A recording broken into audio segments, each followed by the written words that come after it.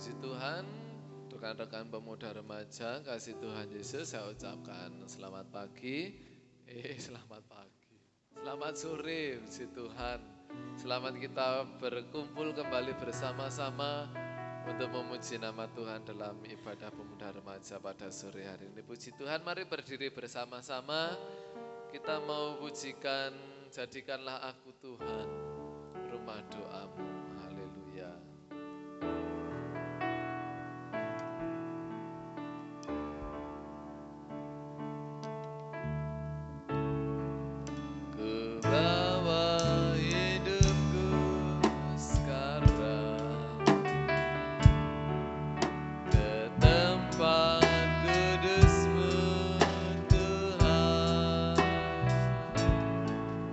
Di mesbamu ku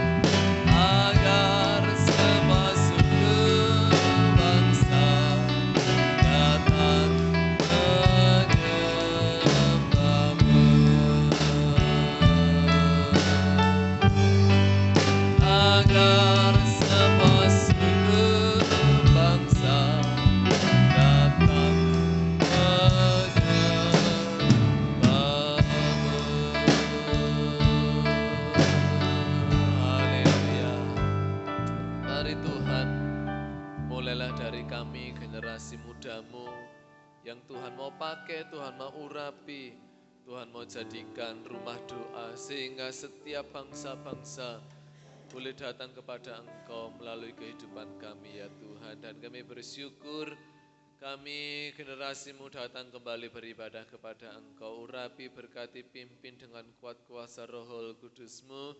Apa yang kami kerjakan pada petang hari ini memuliakan nama Tuhan dan mendatangkan berkat bagi kami semuanya. Pujian firman Tuhan, kur, persembahan, penyembahan, doa kami semuanya berkenan di hadirat Tuhan.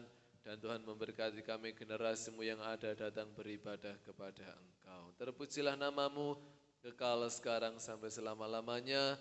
Kami memulaikan ibadah kami dengan ucapan syukur dalam berkat nama Tuhan Yesus Kristus. Haleluya. Amin. Puji Tuhan, dipersilahkan duduk kembali. Kesukaan dari surga. Haleluya.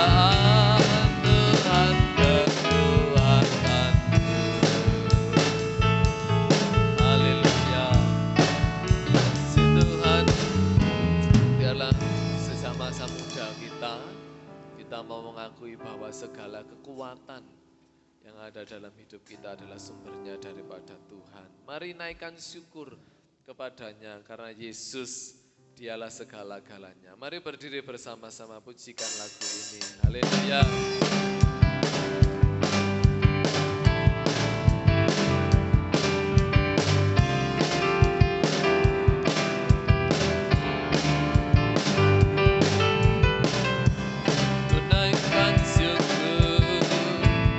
Puaskanlah perbuatanmu dan kasih-Mu di dalam hidupku.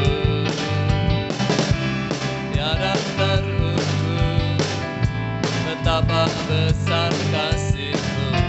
Sungguh ku kagum akan Engkau, Yesus, Kaulah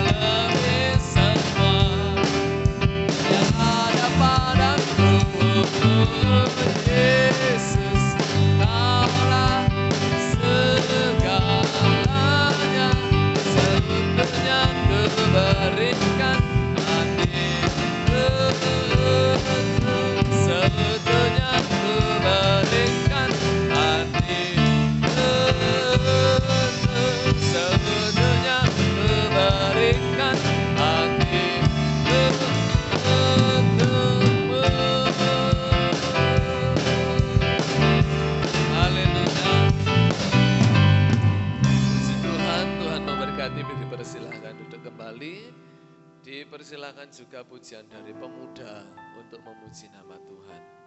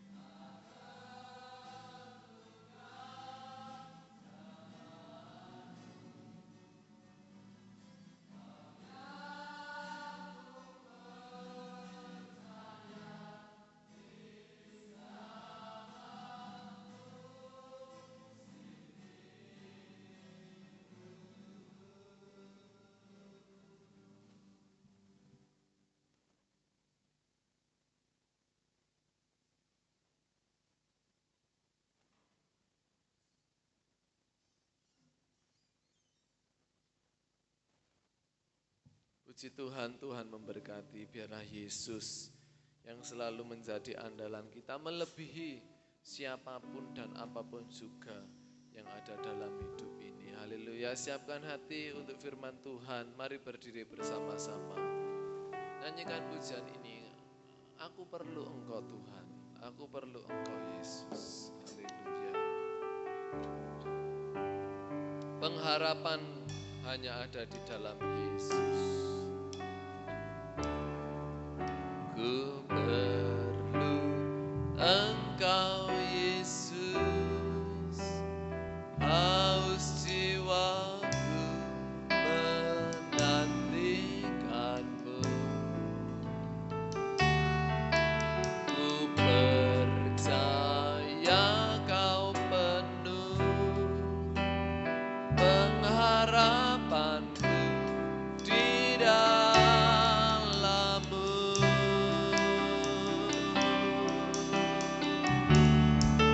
Haleluya. Yesus, hanya Kau yang ku andalkan, melebihi siapapun juga.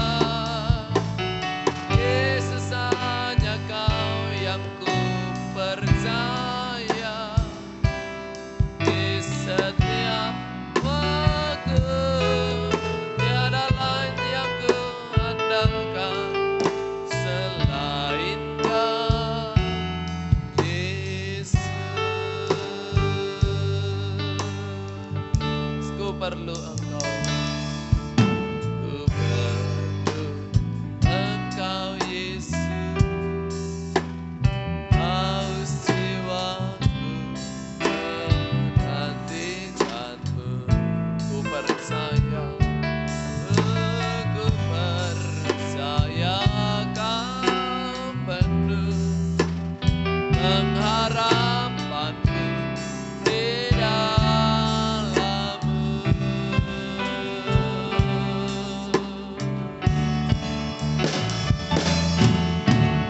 Yesus, hanya Kau yang ku andalkan, melebihi siapapun juga.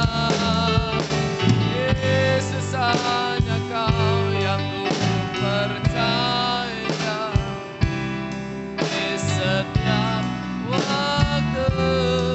Tiada lain yang ku andalkan selain Kau. Yesus, hanya Kau yang ku andalkan, melebihi siapapun juga. Yesus, hanya Kau yang ku percaya di setiap waktu. Tiada lain yang ku andalkan selain Kau. Sekali lagi, Yesus, hanya Kau yang ku andalkan, melebihi siapapun juga. Yesus, hanya Kau yang ku percaya di setiap waktu.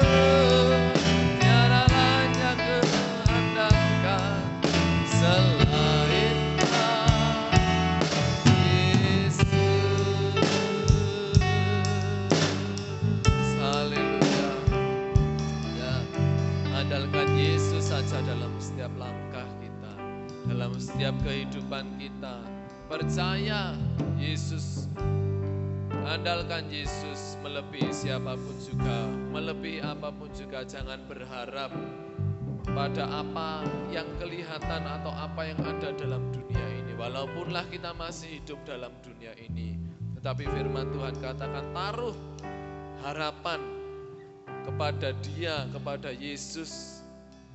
Masa depan yang ada di dalam Dia melalui firman-Nya diberikan kepada kita, menguatkan, meneguhkan senantiasa. Kita akan berdoa Saudari Isma dengan kasih Kristus berdoa dan kami serahkan pada hamba yang melayani. Bapa kami yang ada di dalam kerajaan surga, terima kasih Tuhan atas setiap kasih-Mu Tuhan, anugerah-Mu dalam setiap kehidupan kami Tuhan. Lewat pujian penyembahan ini Tuhan, kami mau belajar Tuhan hanya mengandalkan Engkau Tuhan. Hanya Engkau Tuhan yang kami perlukan, kami butuhkan dalam setiap kehidupan kami Tuhan. Tuhan Yesus, sebentar lagi kami akan mendengarkan firman-Mu Tuhan. Kau kiranya memberkati lidah mulut hamba-Mu yang akan menyampaikan setiap kebenaran firman-Mu Tuhan. Kau juga kiranya memberkati kami Tuhan yang akan mendengarkan setiap kebenaran firman-Mu Tuhan. Supaya firman-Mu tidak hanya kami dengar Tuhan, tetapi bisa kami lakukan dalam setiap kehidupan kami Tuhan. Kami sambut firman-Mu di dalam nama Tuhan Yesus Kristus. Haleluya, puji Tuhan. Amin. Amin. Puji Tuhan, silakan duduk kembali. Teman-teman pemuda remaja yang dikasihi Tuhan, kita bersyukur sore hari ini kita boleh kembali bersekutu bersama-sama saudara seiman, rekan-rekan pemuda remaja, bersama-sama memuji, memuliakan nama Tuhan. Kita yakin, kita percaya bahwa hanya Yesus yang kita andalkan, yang memberi kekuatan dalam hidup kita, yang memampukan kita untuk tetap hidup dalam damai sejahtera Tuhan, dalam kasih karunia Tuhan. Puji Tuhan, sore hari ini kembali kita akan belajar bersama-sama kebenaran firman Allah. Kita akan buka satu ayat dalam Injil Yohanes 5. Injil Yohanes 5 ayat yang ke-14.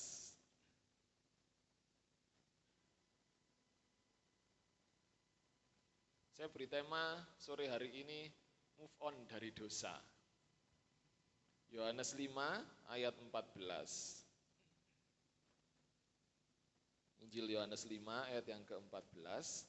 Saya akan bacakan bagi teman-teman. Kemudian Yesus bertemu dengan dia dalam bait Allah, lalu berkata kepadanya, "Engkau telah sembuh, jangan berbuat dosa lagi, supaya padamu jangan terjadi yang lebih buruk." Jadi ini adalah cerita bagaimana seorang lumpuh ada di kolam Bethesda. Ketika kolam itu kolam yang ajaib ya, di sini ceritanya ya. Sebuah kolam yang ketika bergerak, ketika orang yang masuk di dalamnya sakit apapun, mereka akan sembuh. Dan orang lumpuh ini nggak bisa untuk datang ke kolam itu ketika kolam itu digoncang-goncangkan oleh Tuhan. Ketika itu Yesus bertemu dengan orang lumpuh ini dan dia ngomong, "Apa yang kamu mau?" "Tuhan, nggak ada orang yang mengangkatku ketika kolam itu bergoncang." Akhirnya Tuhan ngomong, "Berdirilah, angkatlah tilammu dan berjalanlah." Dan orang ini mengalami mujizat. Kemudian orang ini meninggalkan Yesus. Orang ini ketemu dengan Yesus dalam rumah Tuhan ketika mereka bersama-sama datang beribadah. Ayat 14, kemudian Yesus bertemu dengan dia dalam bait Allah lalu berkata kepadanya, "Hei, engkau telah sembuh, jangan berbuat dosa lagi, supaya padamu jangan terjadi yang lebih buruk." Di sini dari kata-kata jangan berbuat dosa lagi, berarti artinya dulu orang lumpuh ini melakukan dosa, melakukan hal yang tidak berkenan di hadapan Allah. Bisa jadi lumpuhnya atau keadaan kesulitan yang dia alami itu akibat dosa yang dilakukan oleh orang ini. Itulah sebabnya ketika Yesus bertemu dengan dia, dia sapa. Yesus sapa orang ini, "Hei, kamu sudah sembuh. Puji Tuhan, kamu. Jangan berbuat dosa lagi ya, supaya tidak terjadi yang lebih buruk." Tuhan memberikan nasihat kepada orang ini supaya orang ini move on dari dosanya. Ya, karena iblis itu saat-saat ini mengincar anak-anak Tuhan. Mereka tidak terima kalau anak-anak Tuhan itu hidup dalam kebenaran.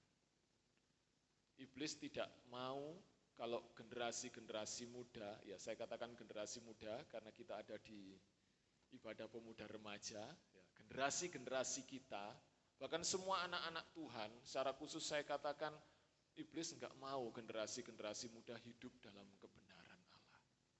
Hidup dalam kekudusan, hidup dalam kesucian, mereka enggak mau. Bagaimana caranya iblis berusaha dengan keras supaya anak-anak muda, anak-anak Tuhan itu jatuh dalam dosa. Cek ono temene iblis ya. Supaya kita jatuh di dalam tipu muslihat iblis. Yesus kasih nasihat kepada orang ini, jaga dirimu supaya kamu jangan jatuh dalam dosa. Move on ya dari dosamu yang dulu pernah kau lakukan, jangan berbuat dosa lagi. Atau jangan berbuat dosa yang baru lagi, nanti keadaanmu lebih buruk. Yesus memberikan nasihat supaya orang ini tetap kuat dalam hari-hari menjalani kehidupannya, dalam menjalani pertumbuhan imannya, dalam menikmati kasih karunia Tuhan. Karena saya yakin, kita semua yakin ketika dia sudah sembuh, di sini juga dikatakan banyak orang yang melihat, banyak orang yang menyaksikan. Bahkan dalam kehidupan sehari-hari mungkin dia bisa menjadi kesaksian yang hidup. Bagaimana Injil diberitakan, bagaimana Yesus dimuliakan. Yesus kasih nasihat seperti itu supaya dia tetap kuat di dalam Tuhan. Bahkan saat ini iblis ada di tengah-tengah kita. Pernah teman-teman ketika mendengar firman Tuhan enak-enak, mara dielingkan, cilokmu mang durung kok pangan ini omah. Siapa yang mang tuku cilok? Iya, oh iya cilok kurang tak pangan rek. Engko lek dirubung semut ya apa, engko lek mambu ya apa. Pernah seperti itu? Sering ya. Ketika kita enak-enak dengar firman Tuhan, fokus dengan firman Tuhan, tiba-tiba koncone nyenggol. Ya, berarti koncone iblis, bukan ya. Karena iblis terus, bagaimana supaya kita tidak fokus, supaya kita jatuh ke dalam dosa. Ada di tengah-tengah kita saat ini. Ya. Kalau iblis ada di diskotik atau di hiburan-hiburan malam atau di kumpulan-kumpulan orang-orang yang jelek-jelek, nakal-nakal, saya katakan sudah biasa mereka ya. Bahkan ketika di diskotik mungkin iblisnya ketika lompat-lompat, banyak anak-anak muda lompat-lompat menikmati katanya keindahan musik ajib-ajib ya. Gitu. Ada banyak iblis, bahkan mungkin iblis aku iblis gak kayak gitu kok. Ya, sampai akhirnya iblisnya pindah ke gereja. Aku gak ke gereja aja wis. Di sini lebih parah daripada saya ternyata. Keadaan anak-anak mudanya, keadaan anak-anaknya. Jadi iblisnya lari ke gereja karena ternyata manusia lebih parah dari saya aja nggak sampai seperti itu. Iblisnya ngomong kayak gitu ya. Akhirnya pindah ke sini, dia kejar terus anak-anak Tuhan supaya ikut jatuh dalam Tuhan. Oleh karena itu, Tuhan menasehatkan kepada orang ini, malam hari ini menasehatkan kepada kita anak-anak muda di tempat ini, move on dari dosa. Ya, apa sih move on itu? Siapa yang pernah jatuh cinta?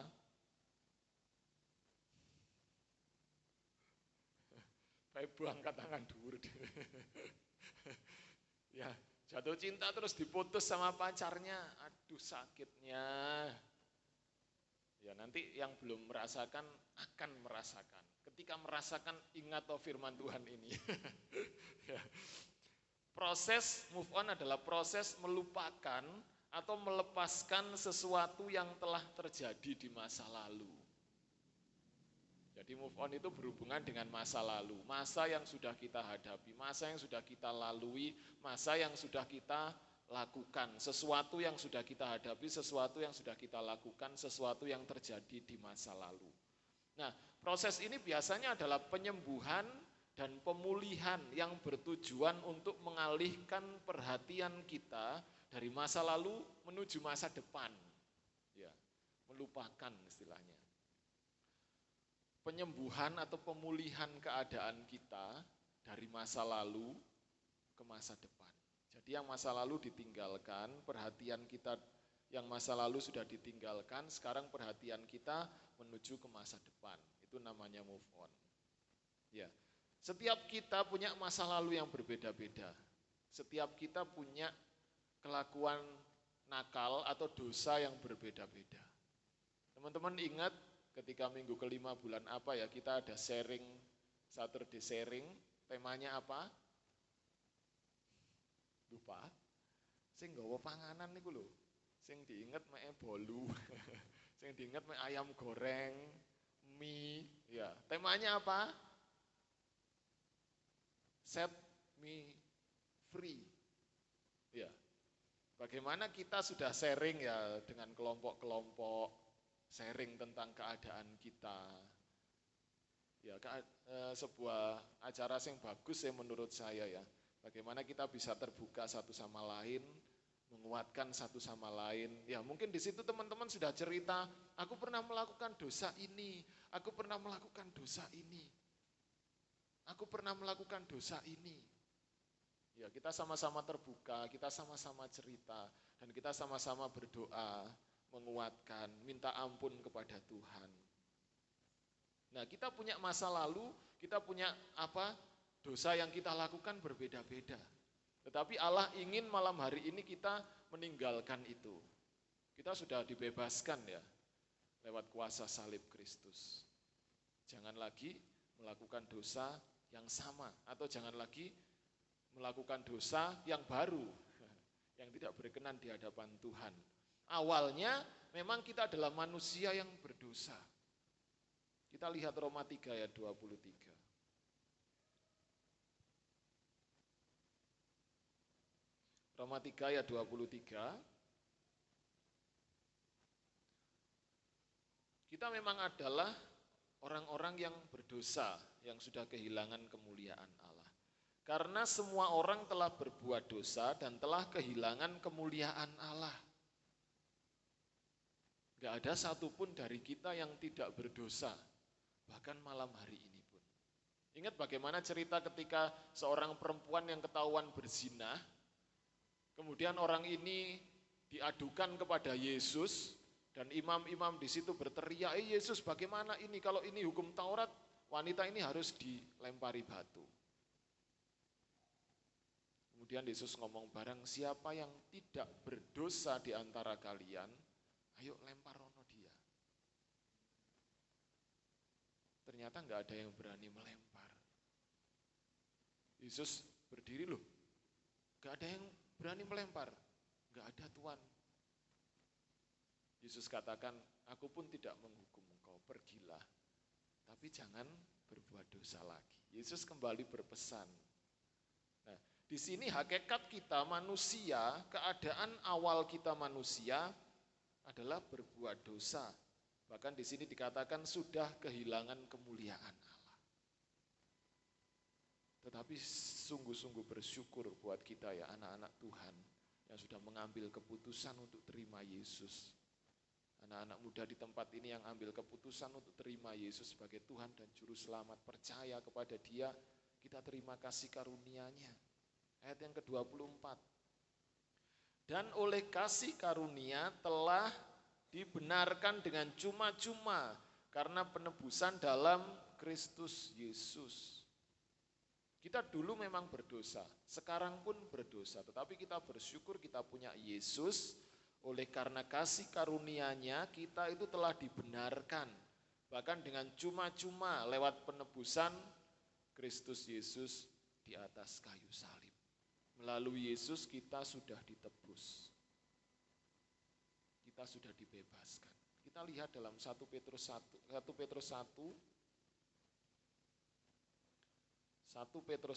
ayat yang ke-18 dan 19.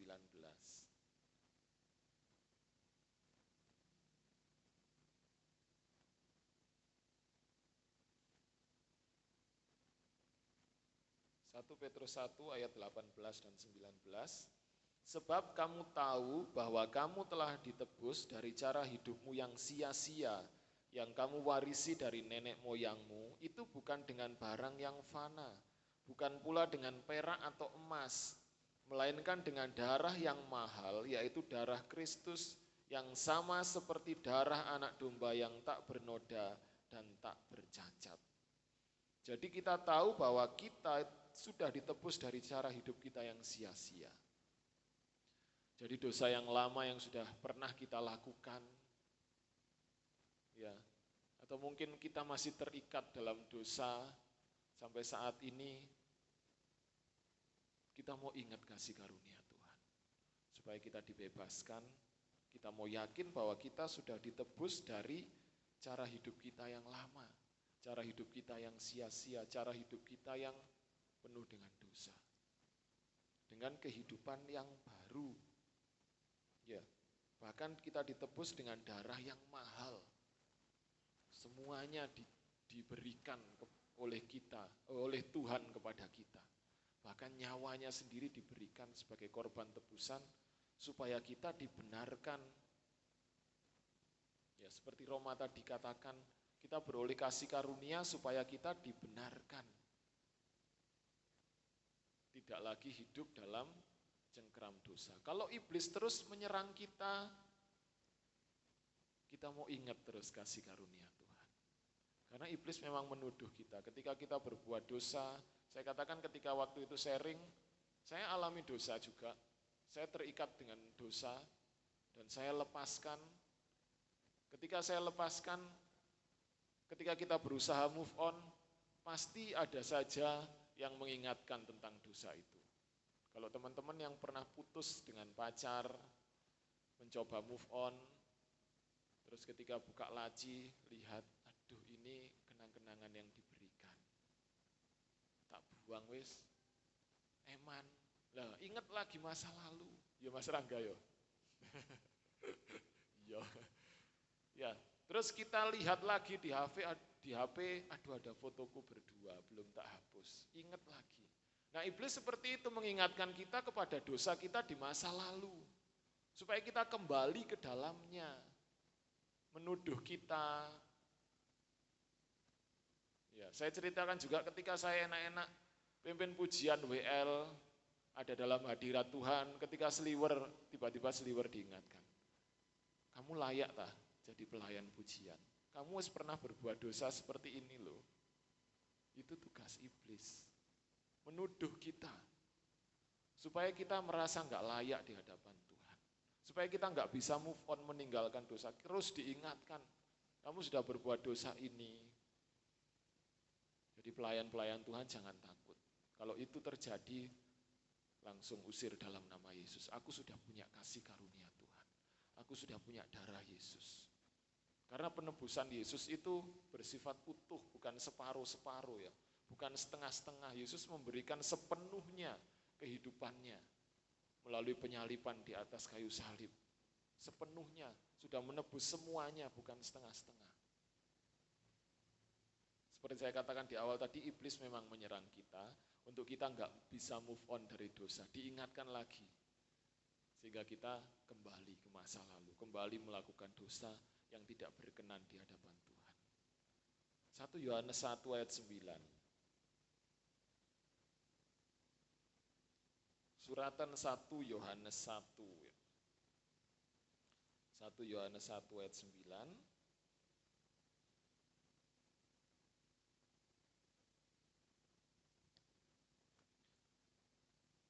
Ini, dia Allah yang mengampuni kita, menyucikan kita dari segala kejahatan. Jika kita mengaku dosa kita, maka ia adalah setia dan adil. Sehingga ia akan mengampuni segala dosa kita dan menyucikan kita dari segala kejahatan. Ya, kalau kita mengakui dosa kita, ketika kita berbuat dosa, kita mengakui dosa kita dan Allah sudah mengampuni. Allah ingin seperti Yesus ngomong kepada orang tadi, jangan berbuat dosa lagi. Ketika Allah sudah mengampuni kita, ya mari kita bersama-sama berusaha, kita bersama-sama berkomitmen untuk aku enggak berbuat dosa lagi. Apa bisa? Kita masih hidup di dunia penuh dengan dosa. Kita memang manusia yang berdosa. Tapi kita mau berusaha. Kita minta Tuhan, kita minta Roh Kudus untuk memampukan kita untuk hidup dalam kebenaran firman Allah. Untuk tidak kembali kepada dosa-dosa itu. Kita akan lihat contoh bagaimana kisah yang gak bisa move on dengan dosa dan yang move on dari dosa. Kita akan lihat dulu contoh yang gak bisa move on dari dosa. Kejadian 19.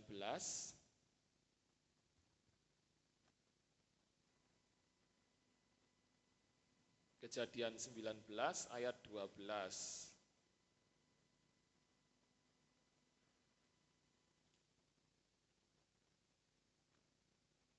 Kejadian 19 ayat 12 sampai 26. Saya bacakan bagi teman-teman ya. Ini hidup dalam dosa, kemudian dikasih karunia oleh Tuhan supaya terbebas dari dosa, tapi dia nggak bisa move on. Lalu kedua orang itu berkata kepada Lut, siapakah kaummu yang ada di sini lagi? Menantumu atau anakmu laki-laki, anakmu perempuan atau siapa saja kaummu di kota ini, bawalah mereka keluar dari tempat ini. Sebab kami akan memusnahkan tempat ini, karena banyak keluh kesah orang tentang kota ini di hadapan Tuhan. Sebab itulah Tuhan mengutus kami untuk memusnahkannya. Keluarlah Lut lalu berbicara dengan kedua bakal menantunya, yang akan kawin dengan kedua anaknya perempuan, katanya, bangunlah, keluarlah dari tempat ini, sebab Tuhan akan memusnahkan kota ini. Tetapi ia dipandang oleh kedua bakal menantunya itu sebagai orang yang berolok-olok saja. Ketika fajar telah menyingsing, kedua malaikat itu mendesak Lut supaya bersegera, katanya, bangunlah, bawalah istrimu dan kedua anakmu yang ada di sini, supaya engkau jangan mati lenyap karena kedurjanaan kota ini. Ketika ia berlambat-lambat, maka tangannya, tangan istri dan tangan kedua anaknya dipegang oleh kedua orang itu, sebab Tuhan hendak mengasihani dia. Perhatikan ya, sebab Tuhan hendak mengasihani dia. Lalu kedua orang itu menuntunnya keluar kota dan melepaskannya di sana. Sesudah kedua orang itu menuntun mereka sampai keluar, berkatalah seorang, larilah, selamatkanlah nyawamu, janganlah menoleh ke belakang, dan janganlah berhenti dimanapun juga di lembah Yordan. Larilah ke pegunungan supaya engkau jangan mati lenyap. Kata Lut kepada mereka, janganlah kiranya demikian tuanku. Sungguhlah hambamu ini telah dikaruniai belas kasihan di hadapanmu, dan tuanku telah berbuat kemurahan besar kepadaku dengan memelihara hidupku. Tetapi jika aku harus lari ke pegunungan, pastilah aku akan tersusul oleh bencana itu, sehingga matilah aku. Sesungguhnya kota yang di sana itu cukup dekat, kiranya untuk lari ke sana. Kota itu kecil, izinkanlah kiranya aku lari ke sana. Bukankah kota itu kecil, jika demikian nyawaku akan terpelihara. Sahut malaikat itu kepadanya, baiklah, dalam hal ini pun permintaanmu akan kuterima dengan baik. Yakni kota yang telah kau sebut itu tidak akan kutunggang balikkan. Cepatlah, larilah ke sana, sebab aku tidak dapat berbuat apa-apa sebelum engkau sampai ke sana. Itulah sebabnya nama kota itu disebut Zoar. Matahari telah terbit menyinari bumi ketika Lut tiba di Zoar. Kemudian Tuhan menurunkan hujan belerang dan api atas Sodom dan Gomora, berasal dari Tuhan dari langit, dan ditunggang balikkannya lah kota-kota itu dan lembah Yordan dan semua penduduk kota-kota serta tumbuh-tumbuhan di tanah. Tetapi istri Lut yang berjalan mengikutinya menoleh ke belakang, lalu ia menjadi tiang garam. Kasih karunia yang besar ditunjukkan oleh Tuhan kepada keluarga Lut. Ya, Sodom dan Gomora, kota yang penuh dengan dosa, kota yang dilingkupi oleh kuasa kegelapan. Sudah dosanya sudah enggak bisa ditolerir lagi. Ya. Dan Tuhan masih mengasihi satu keluarga, yaitu keluarganya Lut, Lut istrinya dan kedua anaknya. Allah berusaha menyelamatkan Lut, karena Lut dikasihi, beroleh kasih karunia. Seperti kita ya, Allah berusaha menyelamatkan kita, sekalipun kita hidup di dalam dosa, karena Allah mengasihi kita. Allah mengasihi keluarga Lut, sekalipun Lut hidup dalam cengkram dosa, hidup dalam lingkup dosa. Cepet tau lari Lut, keluargamu, istrimu, anak-anakmu bawaan.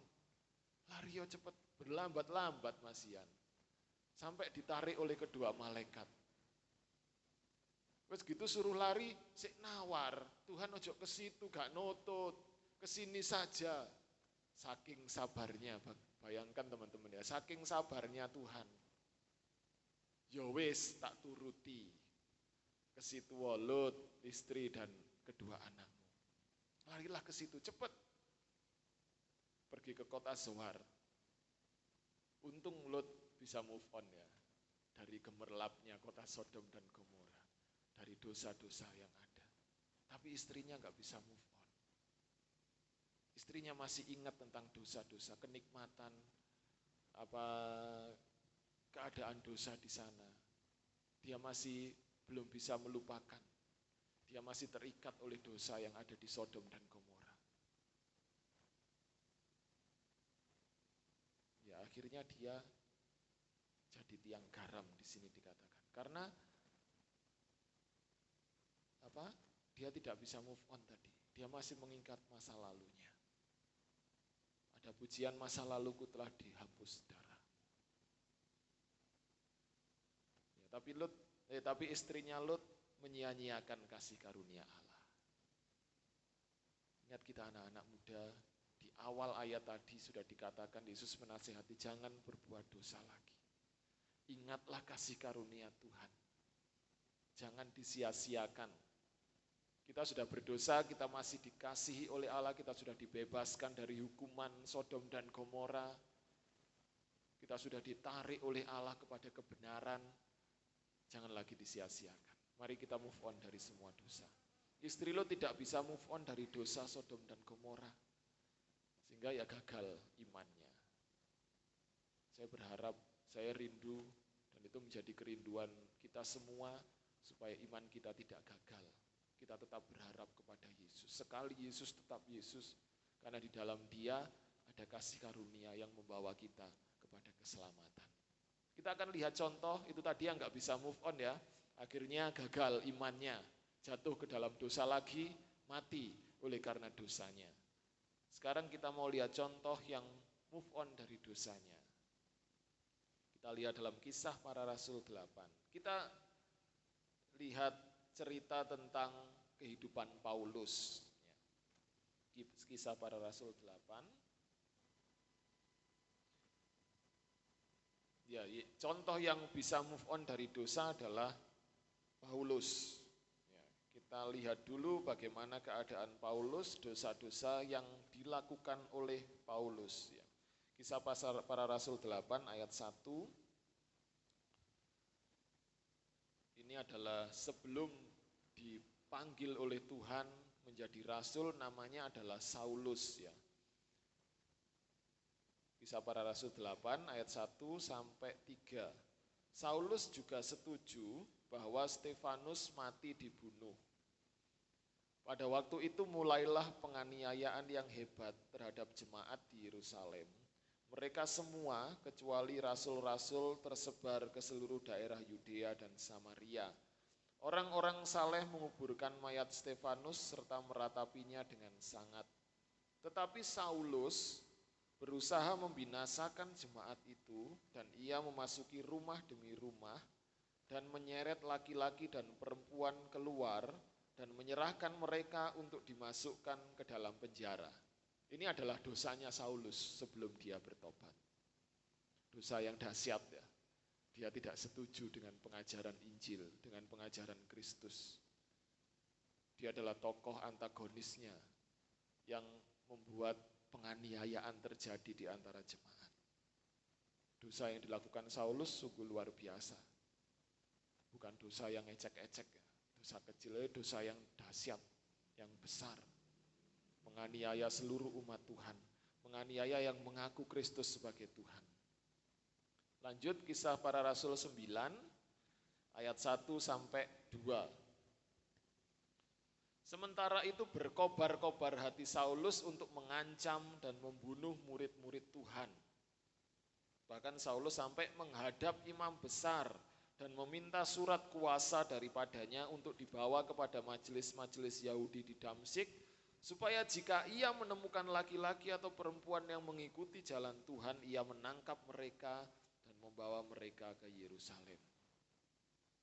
Nah, saking bencinya Saulus dengan pengikut-pengikut Kristus, dia sampai menghadap imam besar, minta surat kuasa untuk menangkap orang-orang yang percaya kepada Kristus. Ini keadaan Saulus sebelum ditebus oleh Kristus. Kita lihat karya penebusannya, Kisah Para Rasul 9, mulai ayat yang ketiga. Tadi Paulus mau pergi ke Damsyik ya. Dalam perjalanannya ke Damsyik, ketika ia sudah dekat kota itu, tiba-tiba cahaya memancar dari langit mengelilingi dia. Ia rebah ke tanah dan kedengaranlah olehnya suatu suara yang berkata kepadanya, Saulus, Saulus, mengapakah engkau menganiaya aku? Jawab Saulus, siapakah engkau Tuhan? Katanya, akulah Yesus yang kau aniaya itu. Tetapi bangunlah dan pergilah ke dalam kota, di sana akan dikatakan kepadamu apa yang harus kau perbuat. Maka termangu-mangulah teman-temannya seperjalanan, karena mereka memang mendengar suara itu, tetapi tidak melihat seorang pun juga. Saulus bangun dan berdiri lalu membuka matanya, tetapi ia tidak dapat melihat apa-apa. Mereka harus menuntun dia masuk ke Damsyik. 3 hari lamanya ia tidak dapat melihat, dan 3 hari lamanya ia tidak makan dan minum. Sebuah proses yang diberikan oleh Tuhan yang membuat Saulus akhirnya bertobat. Tuhan katakan, Saulus, mengapa engkau menganiaya aku? Saulus bingung, siapa yang tak aniaya? Aku, Yesus yang kau aniaya. Akhirnya Saulus bertobat, Saulus dipakai oleh Tuhan, berganti nama menjadi Paulus, menjadi rasul yang luar biasa, dipakai oleh Tuhan. Apakah dosa tidak mengikuti Paulus? Tetap mengikuti Paulus. Tetap berusaha untuk menjatuhkan Paulus lagi. Sampai-sampai Paulus ngomong dalam Filipi 3 ayat 13, kita akan lihat. Filipi 3 ayat 13.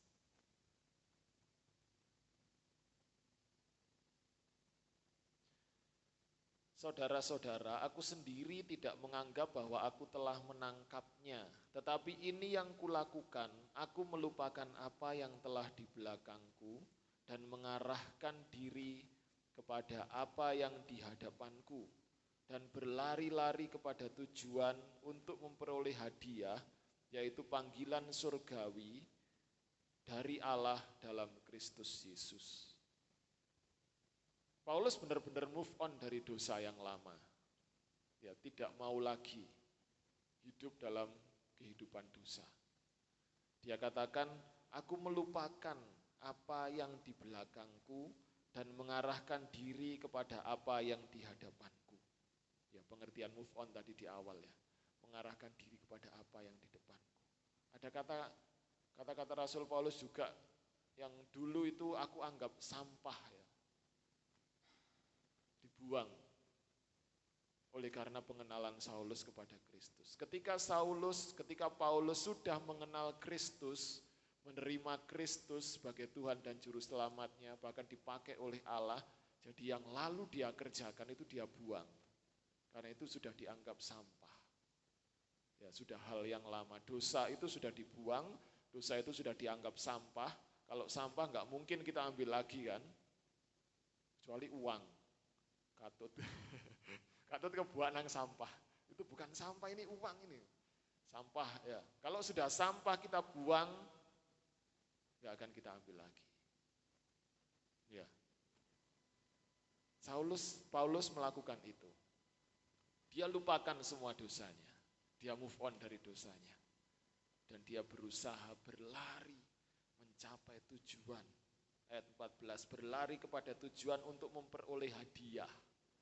Tujuannya sudah lain lagi, dosa sudah ditinggalkan. Sekarang tujuannya adalah berusaha mempertahankan imannya untuk meraih hadiah kehidupan kekal yang dijanjikan oleh Allah.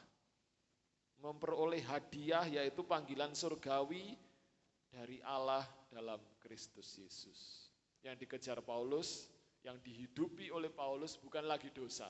Yang dihidupi oleh Paulus adalah Kristus untuk memperoleh hadiah. Paulus bisa move on. Bagaimana caranya supaya saya nggak bisa move on? Saya terus dihantui oleh dosa-dosa, saya terus diiming-imingi oleh dosa. Karena dosa itu enak, firman Tuhan katakan. Keinginan daging itu enak, tapi keinginan roh itu berat. Kita lakukan. Saya terus dihantui oleh dosa ini, dosa ini. Ya, kita mau belajar sama-sama Bagaimana cara kita untuk kita bisa meninggalkan dosa. Mazmur 1. Mazmur 1 ayat 1 dan 2. Kita perlu Yesus. Ya, pujian terakhir tadi katakan ya. Ku perlu Engkau Yesus dalam kehidupan kita. Mazmur 1 ayat 1 dan 2. Berbahagialah orang yang tidak berjalan menurut nasihat orang fasik, yang tidak berdiri di dalam jalan orang berdosa, dan yang tidak duduk dalam kumpulan pencemooh.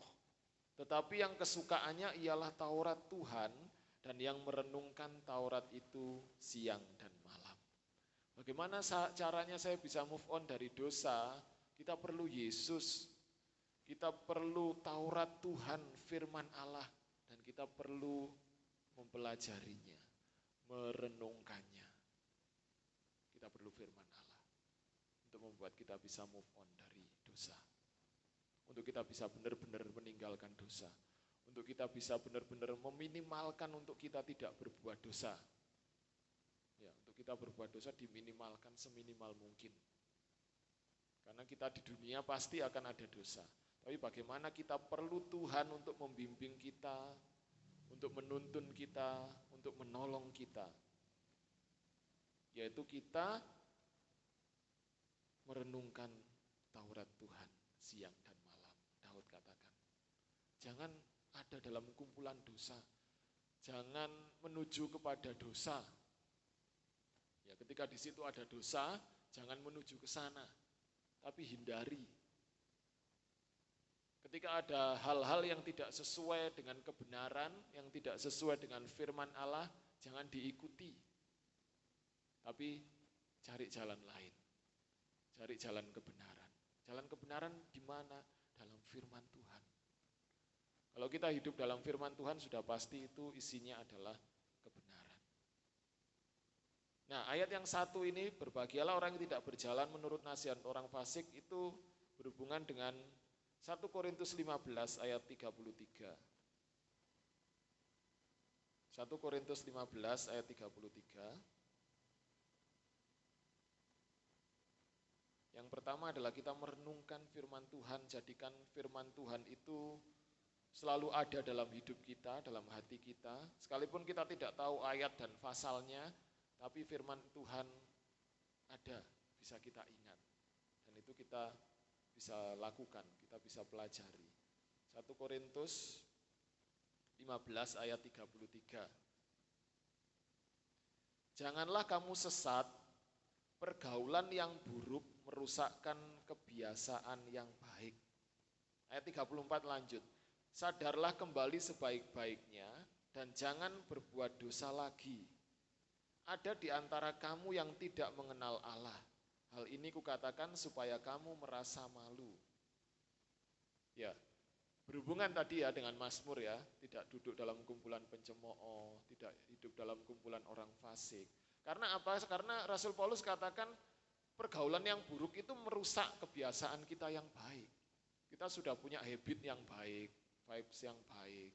Kita punya kebiasaan atau tatanan waktu yang baik.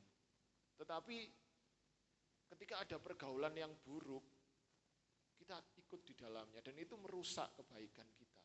Yang sudah kita, mungkin sudah kita pupuk hari demi hari, sudah kita pupuk lama untuk memperoleh kebiasaan yang baik.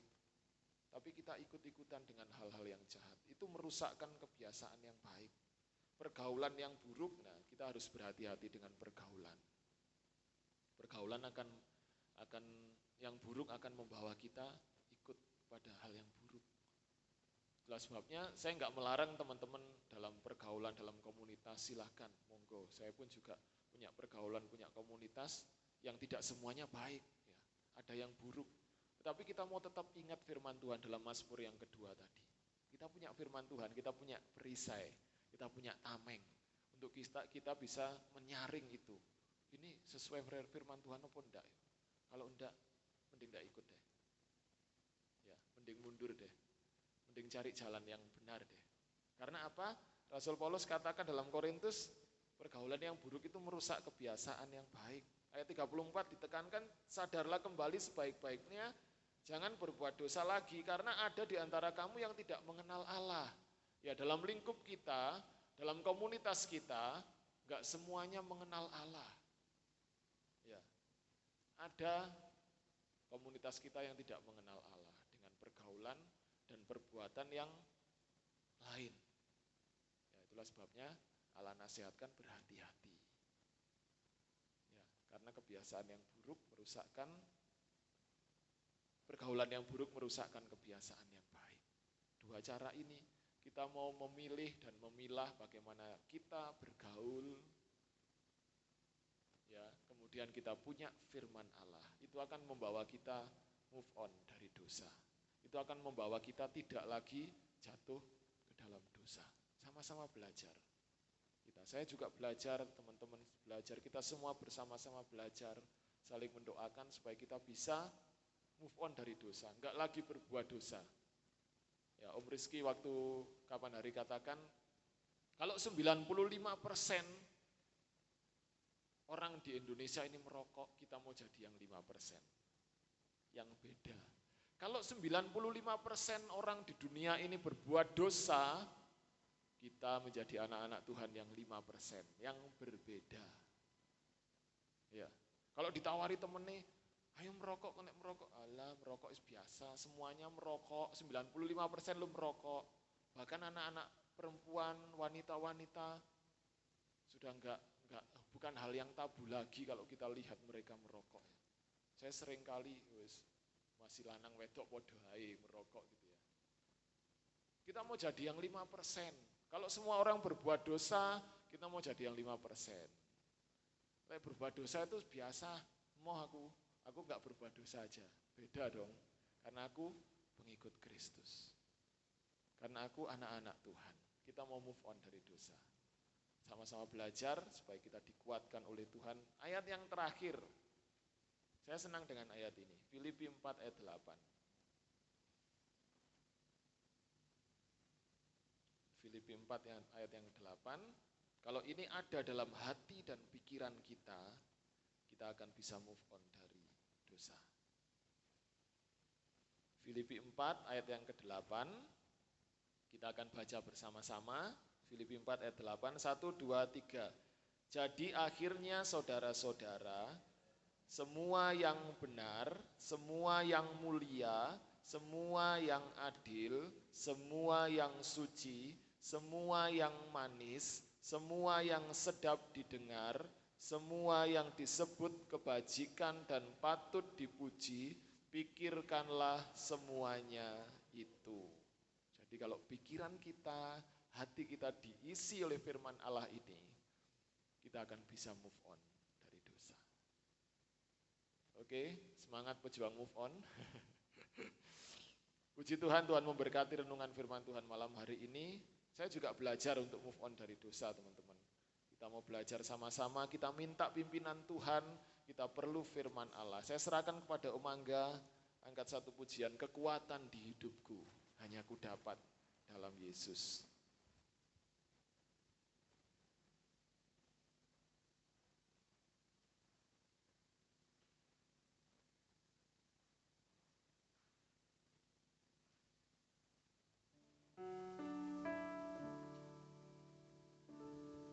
Mari kita berdiri bersama-sama.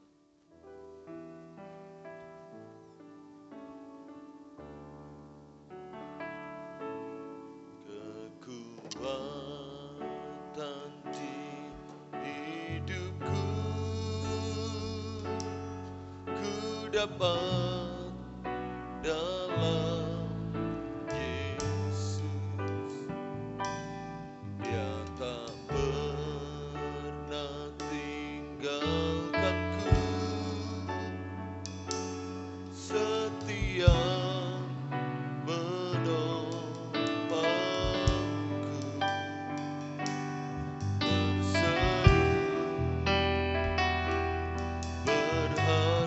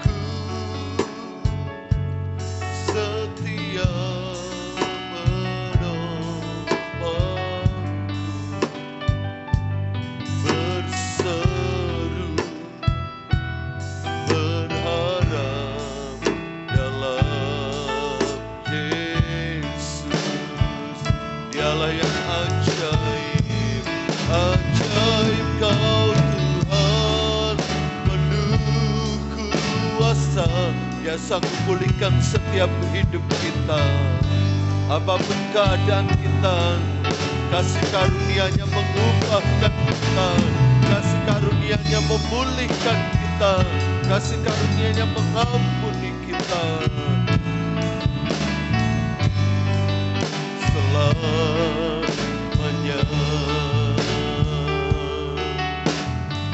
kekuatan yang dari Tuhan yang memampukan kita. Dan hidupku jangan pernah mengandalkan kekuatan diri kita sendiri. Kita tidak akan pernah mampu menghadapi segala tipu daya muslihat iblis. Biar kekuatan yang kita dapat benar-benar kita dapatkan dari Tuhan yang memampukan kita untuk melawan dan menang atas segala tipu daya muslihat iblis. Berserulah dan terus berharap hanya pada Yesus. Haleluya. Ajaib Kau Tuhan, ajaib Kau Tuhan, penuh kuasa.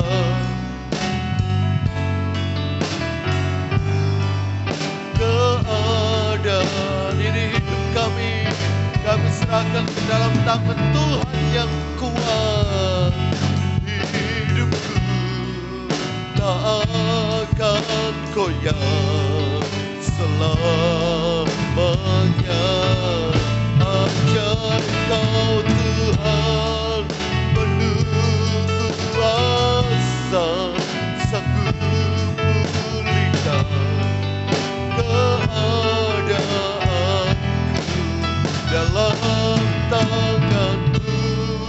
Seluruh hidupku tak akan goyah selamanya, tak akan goyah selamanya. Haleluya, haleluya. Oh haleluya, haleluya, haleluya. Kita akan masuk dalam doa. Saudara Vanu berdoa. Terima kasih Tuhan untuk pada malam hari ini. Firman-Mu ya Tuhan, tanamlah di hati anak muda-Mu di sini ya Tuhan, dan berkati yang berfirman ya Tuhan, dalam nama Tuhan Yesus Kristus. Amin. Amin. Puji Tuhan, dipersilakan duduk kembali. Kita akan berikan persembahan. Kita angkat satu pujian. Kau Tuhan yang mulia, turun ke dunia untuk tebus segala dosa.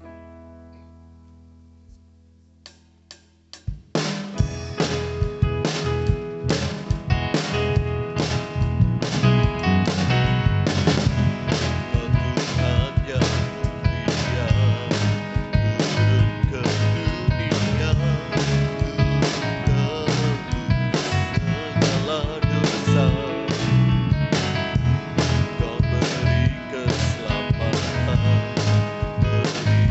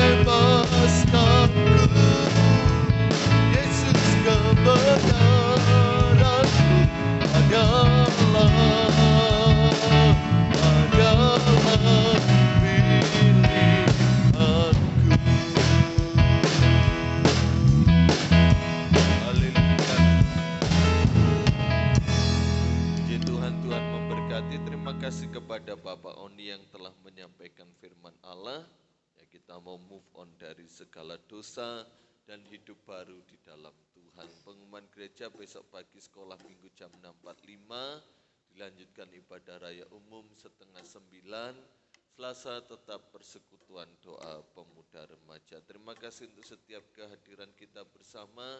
Terima kasih untuk yang sudah melayani pekerjaan Tuhan malam hari ini. Mungkin selesai ibadah ada pengumuman dari Ketua Pemuda Remaja, dipersilakan. Tuhan memberkati. Mari kita berdiri sama-sama, kita tutup dahulu ibadah kita pada malam hari ini. Kita ingat satu pujian, bukan dengan barang fana kau membayar dosaku, dengan darah yang mahal. Bukan dengan barang fana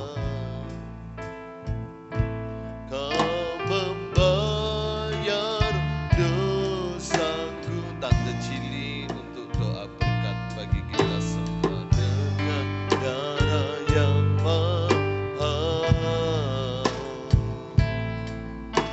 tiada noda dan celah. Bukan dengan emas perak kau menebus diriku. Oleh segenap kasih dan pengorbananmu telah mati dan tinggalkan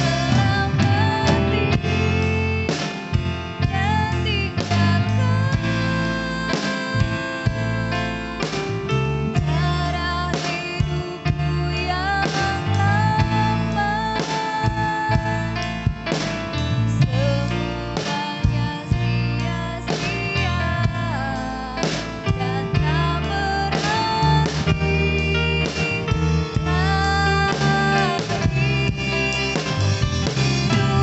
Hidup ini ku letakkan pada mesra-Mu ya Tuhan.